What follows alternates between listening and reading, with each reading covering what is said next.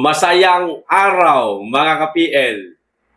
Ginisa ni Congressman Paulo Henry Marcoleta, mga kababayan, ang taga-PCO sa Kamara, mga kababayan. Inulit-ulit talaga ni Congressman Paulo Marcoleta ang katanungan, mga kababayan, para syempre makuha niya ang tamang kasagutan sa kanyang katanungan sa mga taga-PCO, mga kababayan. Nakakasagot naman po ng maayos yung taga-PCO, kaya lang parang nanginginig po yung boss. Di ko malaman kung kinakabahan o hindi alam ang isasagot o baka naman guilty, mga kababayan. Eto po ang naging tanong nitong matapang na congressman na si Paulo Henry Marcoleta, anak ni Senador Marcoleta, mga kababayan. Ako, manang-mana talaga sa tatay itong batang ito, mga kababayan. Talagang madiin kung magtanong, no? Kinakailangan mahuli niya, kaso, mga kababayan, biglang lumambot sa bandang dulo nitong video panunuorin po natin, mga kababayan, napaamin niya. Napaamin niya. Eto yung video. Panuorin po natin, mga kababayan. At kayo na lamang po ang humusga, no?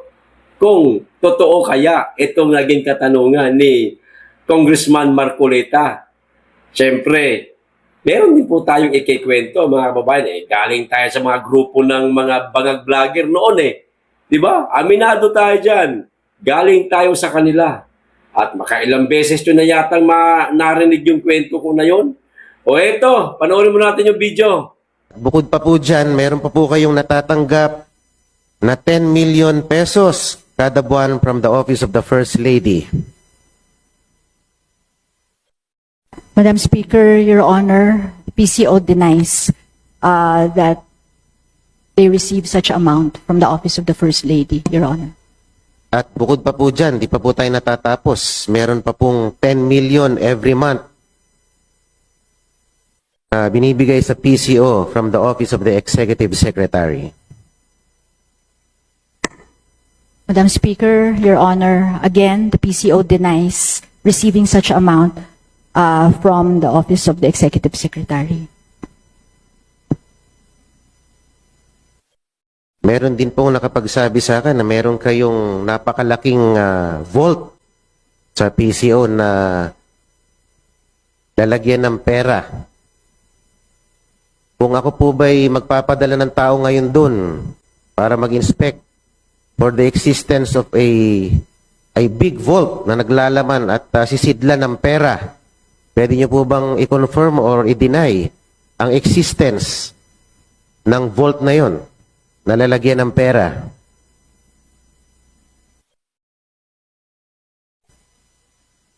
Madam Speaker, Your Honor, there is a small vault. Di umamin din siya. Hindi nga lang malaking vault, mga kababayan. Meron nga naman, small vault. Ano ang tanong ni Congressman Marcoleta? 10 million di umano nanggaling sa tanggapan ng First Lady. Buwan-buwan, ibinibigay di umano sa PCO, mga kababayan. Siyempre, naturalmente, deny, mga kababayan. Ganun yun. Huwag kang aamin. Ikalabing-isang utos ng Diyos. Kahit nasusukol ka na, wag mong aaminin. At ang pangalawa, nakatanungan ni Congressman Henry Marcoleta, 10 milyon din. Galing naman sa tanggapan ng Executive Secretary, mga kababayan, buwan-buwan. Ibinibigay din sa tanggapan ng Presidential Communications Office. Deny pa rin, mga kababayan. Ngayon, napakagaling manghuli nitong si Congressman Marcoleta. Magpapadala ako ngayon doon ng mag-iimbestiga. Kung kayo ba talaga mayroong vault na lagay ng pera, di na paamin niya. Meron naman po, pero maliit lang po. Your Honor. Maliit siguro mga kalahating di pa. Akasya na doon, 20 million monthly. Kung totoo ba nito, mga kababayan? Palagay nyo, totoo? Base po sa aking mga naranasan, mga kababayan, napakaraming vlogger po. Mga kababayan ng PCO, nung panahon na naroon pa ako sa grupo nila, ay, napakarami. Nagmi-meeting ho kami niyan sa Messenger, nagbi-video call ho kami. Mga kababayan, pinagmi-meetingan namin kung ano yung mga i-content namin. Ganun ba? Pinag-uusapan namin kung paano i-deliver, ganun.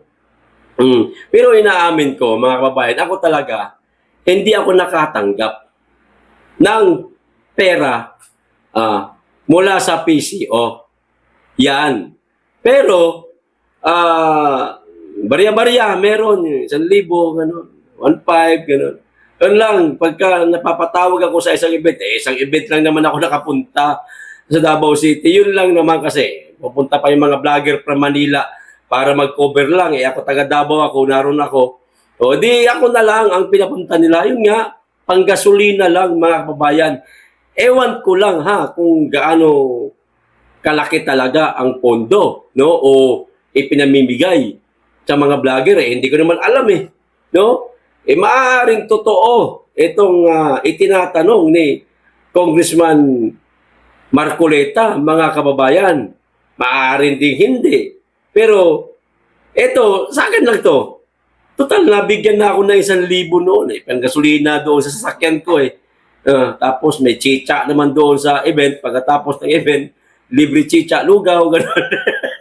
tinapay na maliliit gano'n, kaliliit na tinapay. Hindi man ako nag-enjoy.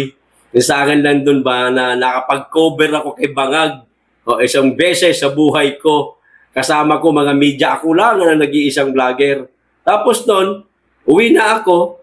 Yung 1,000, ginikas lang po. Ayun lang, mga kababayan. Yun ang experience ko. Totoo talaga yon. Pero ewan ko lang sa mga kasamahan ko na taga Maynila. Kada event pinupuntahan nila, di ko alam, baka mayroong mga pakimkim yan. Hindi natin alam, kasi hindi ko naman nakikita. Pero ako, naabutan talaga ako, 1,000 lang. Yun lang yun. Ngayon, dito tayo sa tinatanong ni Congressman Marcoleta na 10 million mula sa tanggapan ng First Lady, ibinibigay monthly sa PCO at sa tanggapan naman ng Executive Secretary, 10 million din monthly, ibinibigay sa PCO. Posibleng totoo o hindi? Kung ako tatanungin, posible yan mga kababayan. Posible yan. Maring sabihin lang nila, bonus lang yan. Hindi yan kabayaran sa pagiging sip-sip nyo. Sa pagiging tanga nyo. Yan. Maring bonus lang yan. Monthly bonus. Siyempre, marami po ang empleyado dyan Marami din ang mga bossing. Iba ang partihan sa mga bossing. Iba naman ang partihan sa mga regular lang na mga empleyado. Maaaring totoo, maaaring hindi rin. Kayo ano sa palagay ninyo? Totoo o hindi? Dapat magkomento rin kayo, mga kababayan. Okay, speaking, Presidential Communications Office, ano ba nangyari dito kay Auntie Claire? Parang tililing na yata itong babae na ito, mga kababayan. Parang may tama na yata ito. Hindi ko malaman kung nakadroga ito o baka sadyang may sapak. Ito ang sabi niya. Kung si ex-Gov Gwen Garcia sana ang nanalo ng gobernador ay hindi sana ganun kalakas ang lindol. May connection, mga kababayan? Kita mo, pati ba naman yung lindol? Diyos ko naman itong babae na ito. Pati yung lindol may kanalaman pala sa pagkatalo ni Gwen Garcia, mga kababayan. Ano masasabi nyo dito sa babaeng ito? Mantakin mong sabihin niya ba naman sa kanyang press con, kung si ex-Governor Gwen Garcia sana ang nanalo, yung lindol baka 3 magnitude lang, hindi ganun kalakas. Hindi siya nanalo, natalo. Ang nanalo si Pambari 4, ayan, 6.9 magnitude. Oh, tama bang sabihin? Anong kinalaman ng politika sa kalamidad, Antikler? May sayad ka na ba? Babae ka? Anyari sa'yo? pati pala lindol, nakikipolitika na rin. Ganon. Mga babayan, ang administrasyong Marcos, pare-parehas po sila may sapak. Pare-parehas po sila may tama. Magmula sa Pangulo hanggang sa mga appointed official, mga kababayan, may mga saltik. Ha? Iisa-isahin pa ba natin? Hindi na. Alam kong alam ho ninyo. Pagmula sa Pangulo, maliban sa BP kasi Vice President, wala na yan Umalis na yan sa circle of bangag Kasi hindi naman bangag yung Vice Presidente natin tapos ES, yan. Hanggang sa pababa ng pababa. Umabot yan, declare. Tanga ang puta. Ikukunik mo yung lindol sa politika. Ang tanga mo, declare. Tanga may sayad ka na. Ano nangyari? Ano nangyari sa'yo? Kilala mo pa ba sarili mo? Alam mo pa ba yung mga sinasabi mo? Undeclare. Baka naman naglalaro ka na lang dyan sa pwesto mo. Kasi pati ba naman yung lindol, ikukonekta mo sa politika? Wala, Diyos ko po. Kahit naman siguro grade 6, elementary student, itatanong natin kung meron bang koneksyon ang politika sa kalamidad. Sasabihin, wala. Pero siya, sinasabi. Auntie Claire, magpatingin ka na kay Dr. Reyes. Baka kailangan mo na ng doktor sa mga may tama ang utak. Delikado yan. Delikado. Baka pagkatapos ng trabaho mo dyan sa PCO, diretso ka mental. Di ba, mga kababayan? Ito pa. Dagdag natin ito na, mga kababayan. Akala ko ba mapera itong Ako Bicol Party List, mga kababayan? Di ba, sabi-sabi, kawatan daw si sarili ko. Marami daw itong nanenok na pera, mga kababayan. Pero ito ho ang nangyari. Naubusan na po ng pondo, mga kababayan. Naglagay na po ng paskil sa labas ng kanyang tanggapan, mga kababayan. Ayan Ako Bicol. Di ba? Ano nakalagay dyan? No cash assistance. Akala ko ba tuloy-tuloy yung kanilang serbisyo sa mga kababayan nila. Nag-post ho kasi si Saldico sa kanyang social media account na sabi, kahit na bumaba na daw siya sa kanyang pwesto, hindi na siya kongresista, mga kababayan, di ba nag-resign siya, tuloy-tuloy pa rin daw ang pagtulong nila sa kanilang mga kababayan. Bakit ganito? No cash assistance na. Wala na. Binitbit na lahat ni Saldico yung pera palabas ng bansa. Na-deposito na yata sa offshore account, na-convert na sa dollar. Ayun. Kaya wala na. Sarado na po yung kanilang tanggapan So, ano pang gagawin ng Ako Bicol Party List kung ganitong wala na palang maibibigay na tulong sa ating mga kababayan? Mabuti pa lahat kayo mag-resign na lang rin. Total, yung puno ninyo, nag-resign na yung sumunod, mag-resign na rin kayo, wala na kayong silbi. Wala na kayong naitutulong sa kapwa natin. Mag-resign na kayong lahat. Total, yung puno ninyo, nabansagan magnanakaw, maaaring kayo na ambunan din na mula sa nakaw. Di ba, mga kababayan? Ito pa isang balita. Nako, kaawa-awa naman ang mga taga Cebu, mga kababayan. Imbis na ipamigay na lang yung mga bigas sa mga kababayan nating nasalanta ng lindol, ang ginawa ni Bongbong Marcos, yung bigas, mga kababayan, ibinenta pa sa ating mga kababayan sa halagang 20 pesos kada kilo yata ito. O ayan o. Rice, which is usually given to victims of calamities for free, was sold for 20 pesos per kilo by the Marcos administration to earthquake victims. Kita nyo na, kawalang puso talaga itong Marcos na ito. Mga kababayan, Isus ko naman, ipamigay na lang sana ito sa mga kababayan nating nasa lanta ng lindol. Binenta nyo pa. Hindi na kayo naawa.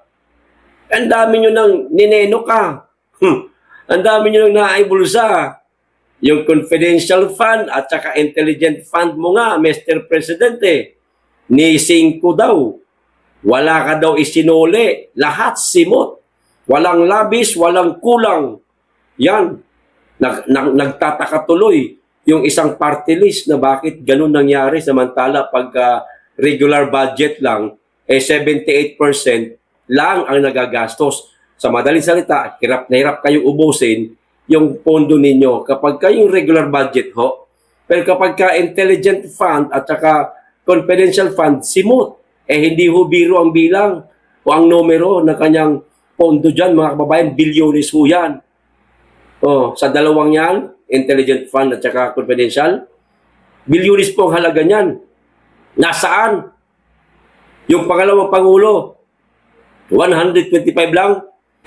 Hinahanapan, kini-question ang pangalawang Pangulo sa 125, milyon lang yun. Yung sa'yo, Mr. President, bilyon daw ang halaga niyan eh. Yung dalawa na yan eh. Pero hindi ka hinahanapan. Hindi naman yata patas ang laban. Nasaan na? 20 pesos na bigas, nagbenta pa. Ipamigay na lang sana ninyo.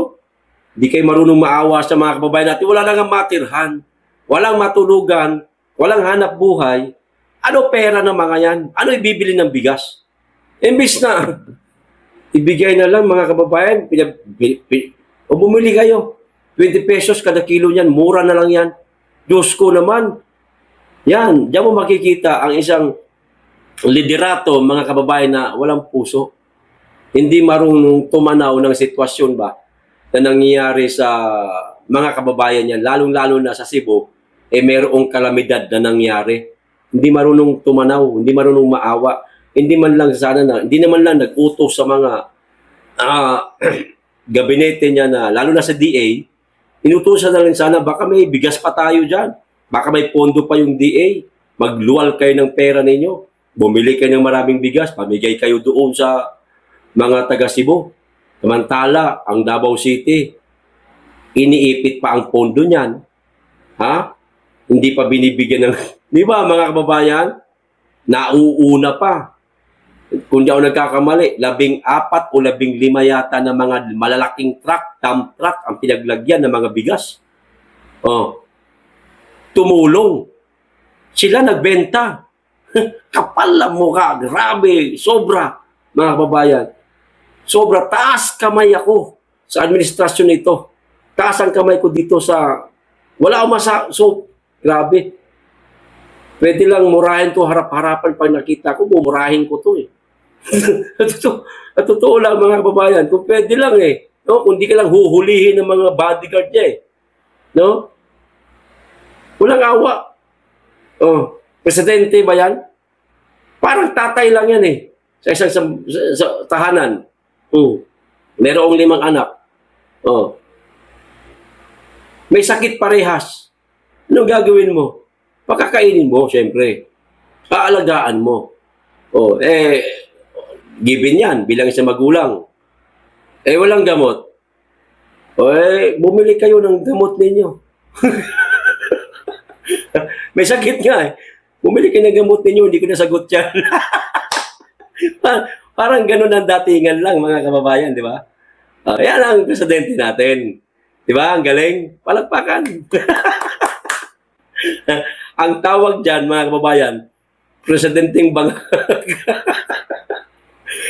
Ano ba? O, kayo, ano tawag niyo sa presidente natin? Pag-comment, hanggang dito lang. Maraming salamat. Mag-iingat kayo lagi, higit sa lahat. Mahalin natin ang Pilipinas.